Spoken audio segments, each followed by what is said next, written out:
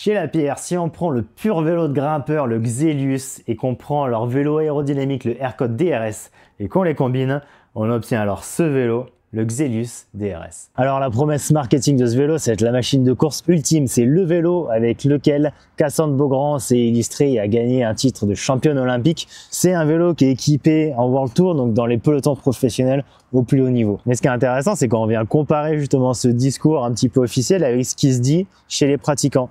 Et là, les gens, ce qu'ils ont tendance à dire, c'est que c'est un bon vélo de quotidien, c'est un bon compagnon de voyage, même limite, j'ai envie de dire. Donc du coup, moi, je l'ai interprété, je me suis dit, ça veut sûrement dire que c'est un cadre un petit peu mou, un petit peu souple pour des gens qui font quelques courses dans l'année, qui font des sorties longues de club, mais aussi qui aiment bien faire de la balade par exemple. Mais là où ça me chiffonnait, c'est quand même, ça semblait clairement clasher avec une pratique de peloton professionnel au plus haut niveau. Je me dis, si c'était si mou que ça pourrait pas marcher, c'est impossible. Alors, la caractéristique principale de ce vélo et celle sur laquelle on va vraiment l'attendre, c'est l'aéro. C'est un vélo qui est censé être polyvalent et aérodynamique. Un très bon exemple sur ce segment, c'est le Tarmac de chez Specialized. Avant, il y avait le Venge. Ils sont venus complètement éliminer cette option et prendre leur vélo de grimpeur initial pour le rendre le plus rapide possible de manière aérodynamique. Et alors, est-ce que Lapierre, ils arrivent à remplir ce défi, ce challenge? On va le voir déjà avec mes sensations sur le vélo et un petit peu plus tard dans la vidéo, je viendrai étayer mes propos avec des tests indépendants qui ont été faits par des laboratoires en soufflerie. Et merci au sponsor de cette vidéo, Bicycle, parce que j'avais un VTT qui prenait la poussière et que je n'arrivais décidément pas à vendre parce que personne autour de moi n'était intéressé par ce modèle précis. Et c'est exactement là que Bicycle m'a permis de le mettre en vente super facilement à quelqu'un qui a été à l'autre bout de la France en me fournissant un carton pour l'emballer, l'expédier et surtout en venant sécuriser la vente. En plus de ça, ils m'ont conseillé pour le prix de vente pour mon vélo, alors que normalement c'est l'étape la plus dure et j'ai pas eu à écrire à tous mes amis en leur demandant ce qu'ils pensaient de mon prix de vente. Trop bien. Et dans l'autre sens, aujourd'hui, si je veux acheter quelque chose, que je cherche un composant précis, je peux avoir accès à un catalogue international de personnes qui les vendent et je peux du coup bénéficier de cette protection en tant qu'acheteur. Parce que Bicycle, c'est la possibilité d'avoir un vélo d'occasion révisé avant la vente, avoir une vraie protection en tant qu'acheteur ou vendeur, mais vu que c'est 5,5 millions de personnes par mois sur le site, donc si vous voulez vendre vite et au bon prix, c'est la bonne destination. C'est pourquoi vous pouvez bénéficier de 20% de réduction sur la protection vendeur avec mon code créateur et vous avez directement le lien dans la description. Et l'élément de design saillant qui vient vraiment sauter aux yeux, c'est ces haubans qui viennent se rattacher directement au tube supérieur du vélo. Donc ça, c'est un design unique qui est propre à Lapierre, qui leur est spécial. Et en théorie, c'est censé venir aider à filtrer les vibrations de la route tout en venant optimiser la réactivité et la performance du vélo. Mon avis personnel, c'est pas forcément ce que j'ai ressenti au quotidien en roulant dessus. Moi, je trouve que c'est surtout un élément différenciant en marketing, un peu de la même manière que Trek qui est venu avoir ce déport au niveau de la tige de selle. Je pense pas qu'il y a un vrai intérêt en termes d'ingénierie derrière. Pour aborder la question des roues, donc là on est sur un montage avec des DT Suisse ERC 1600 Spline, ça fait un nom très long, c'est des roues carbone en 45 mm, les moyeux sont de chez DT Suisse également, ce sont les 350, des roues carbone avec des crochets, donc c'est une technologie qui est un petit peu plus sécuritaire, en tout cas on sait qu'on n'aura pas d'erreur d'installation possible, c'est ce que je préfère. Et au roulage, ces roues je les ai trouvées très honnêtes, voilà. En fait leur force c'est qu'il n'y a pas de faiblesse, la faiblesse c'est qu'il n'y a pas de force, donc c'est pas les roues qui vont avoir la meilleure relance au monde, qui vont être les plus dynamiques ou au contraire qui vont super bien garder leur élan sur le plat. Non, rien de tout ça. Par contre, elles ont aucune prise au vent latérale. Donc quand il y a des vents très forts, j'ai testé, ça guidonne absolument pas. Donc vous savez que vous pouvez partir en toute sécurité avec. C'est des roues rapides qui sont très satisfaisantes, très agréables à rouler. Ouais, vraiment, je trouve que pour leur gamme de prix, c'est une vraie réussite. Et la question du poids, alors ça reste toujours super important dans l'imaginaire collectif pour les cyclistes. Sur ma balance, il est à 7,88 kg, donc le montage tel quel. C'est pas le plus léger, mais c'est pas trop lourd non plus. Voilà, pour moi, c'est pas du tout un handicap. 7,8 kg, enfin 7,9 kg environ, pour un vélo frein à disque de la sorte. On va avoir des montages plus chers. Voilà, si vous voulez vous permettre d'avoir un vélo qui soit plus léger, c'est possible. Ça va être déjà une upgrade au niveau du groupe, passer de force à raid, vous allez gagner du poids. Ou pareillement, avoir une paire de roues qui soit plus haut de gamme, vous allez gagner du poids. En attendant, le montage, il est très cohérent, il fonctionne très bien, il a été vraiment choisi de manière intelligente. Le poids, il est bien, vraiment pour moi, c'est pas un sujet. Qu'est-ce que ça fait de rouler dessus, le comportement, la sensation de pilotage. Et pour répondre à la question du début de la vidéo, alors est-ce que c'est un cadre qui est un petit peu mou? Est-ce qu'il est facile à vivre? Alors ouais, il est facile à vivre, mais j'étais vraiment surpris d'à quel point en fait est-ce qu'il vient retranscrire les vibrations de la route. Pour moi, ce serait beaucoup plus atténué, ce serait plus souple, ce serait même un peu plus mou, on va dire.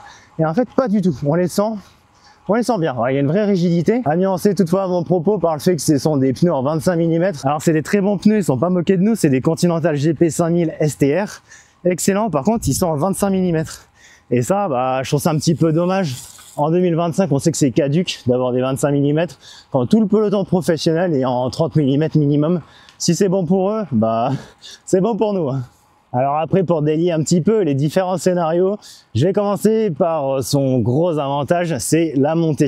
En col, je trouve que c'est un régal. J'ai fait des efforts en col, il répond très bien. C'est un régal, surtout en danseuse. L'angle de tige de selle, il est de 74 degrés.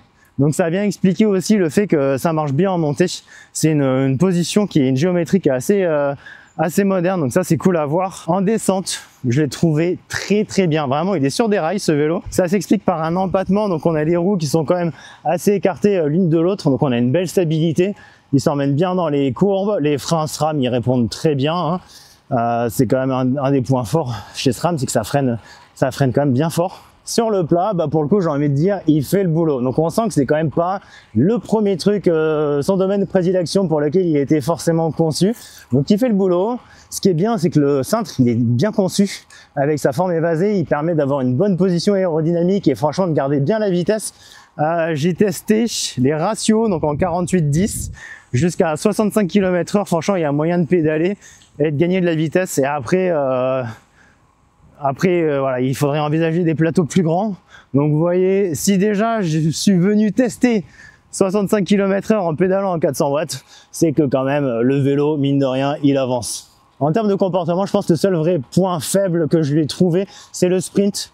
Alors peut-être que je suis pas habitué au cintre évasé et que du coup ça fait une différence vraiment de réaction du vélo, mais pour les sprints, bah, je le trouve un petit peu mort ce vélo, je sais pas comment dire. Il y a des vélos vraiment qui renvoient bien la puissance et on sent qu'on vraiment on décolle. Là, au sprint, c'est pas trop ça.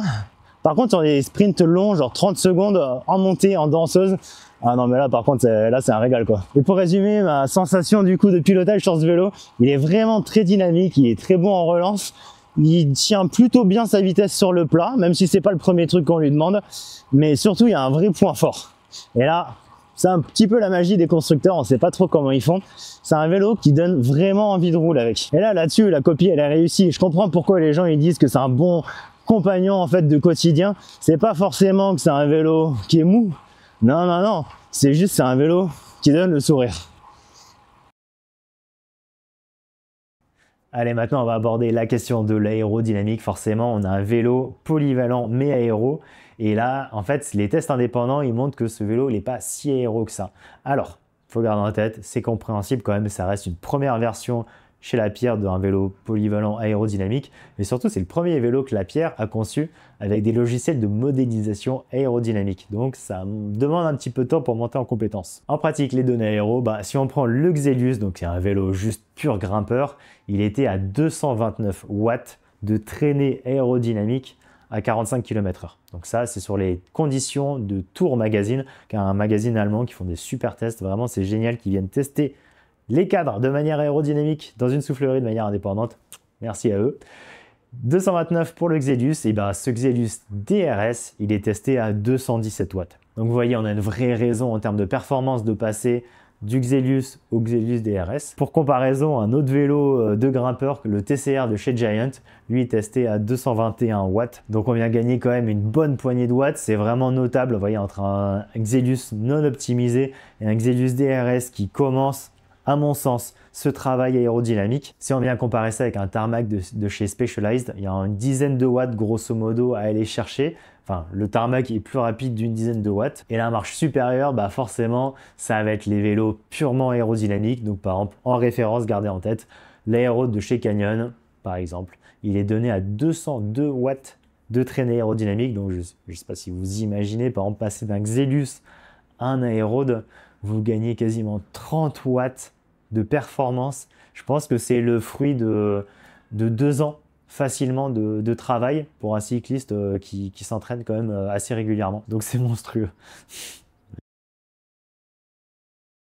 Pour parler du prix, normalement là, tout ce montage il est à 7000 €, mais vu qu'il y a eu la sortie il y a quelques semaines du nouveau groupe de chez SRAM, le Force AXS, ce montage là actuellement il est en solde, en promotion on va dire, il est à 5500 €, donc vous pouvez aller le chercher directement à la Pierre Toulouse et repartir en étant un acheteur bien heureux. Et je pense que à ce niveau là, 5500 € pour moi c'est un montage qui est vraiment très intéressant et très cohérent pour le rapport qualité-prix. Les points positifs de ce vélo, déjà le cintre évasé qui est très confortable et qui permet d'avoir une bonne position. Il n'est pas trop large pour une fois sur un vélo de série, ça c'est absolument génial. Il permet de se mettre en position aérodynamique et en même temps d'avoir une position plus stable, plus large pour les sprints. Donc ça, il est très bien pensé, il est bien fait ce cockpit. Et on a les câbles qui passent en dessous dans un petit canal. Donc on n'a pas besoin de couper les durites à chaque fois qu'on veut ajuster sa position. Ça, c'est de la qualité de vie qui est très bien pensée. Franchement, bravo la Pierre, ça c'est génial. Dans les autres points positifs vraiment de ce vélo, c'est que l'ensemble, il est très cohérent. Les accessoires, ils sont qualitatifs. Donc vraiment une grande qualité des périphériques. Le cintre est top, la selle est bien, la tige de selle est bien faite. Il n'y a aucun problème, vous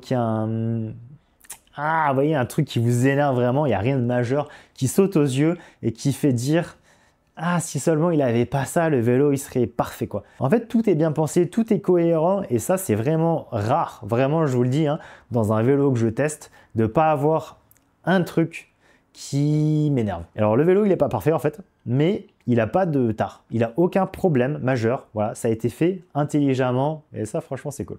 Le design aussi, moi j'aime bien, voilà, on a vraiment ces deux grandes droites là parallèles au niveau du cadre, c'est très agressif, c'est très franc, ça tranche je trouve radicalement avec les autres vélos.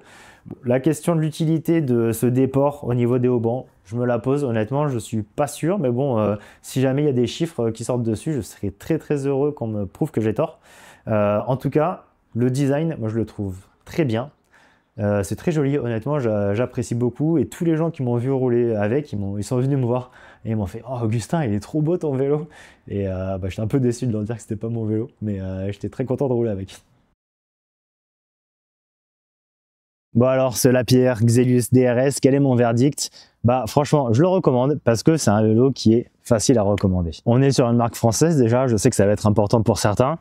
Si vous êtes un cycliste sportif qui aime bien grimper, dans ce cas-là aussi, il va s'adresser à vous. Le montage est cohérent, tous les périphériques sont de qualité, le rapport qualité-prix il est bon, surtout avec la réduction qu'il y a et qui est disponible, je le rappelle, à la Pierre Toulouse actuellement. Donc ouais, c'est un vrai vélo de course et en même temps qui arrive à être facile à vivre au quotidien. Changer les pneus quand même pour avoir un peu plus de confort, c'est un conseil que je donne souvent, mais sur ce vélo, il s'applique toujours. On est sur un vrai vélo de course, c'est un standard World Tour, donc forcément, faut quand même rentrer un petit peu dedans pour pouvoir l'exploiter, on va dire. Un grand merci à la Pierre Toulouse qui a eu la gentillesse de me prêter ce vélo. Sachez que si vous voulez l'acheter, il est actuellement en promotion, comme je disais, vous pouvez le tester avant de l'acheter. Ça, c'est vachement bien. Il faudrait qu'il y ait plus de magasins qui proposent ça d'ailleurs. Et ils ont une particularité, la Pierre Toulouse, c'est que vous pouvez également louer ce vélo pour 1 ou plusieurs jours si jamais vous voulez faire une belle sortie ou si vous voulez vous faire un petit voyage avec. Merci encore à Bicycle d'avoir sponsorisé cette vidéo et de me permettre de vous proposer ce genre de vidéo.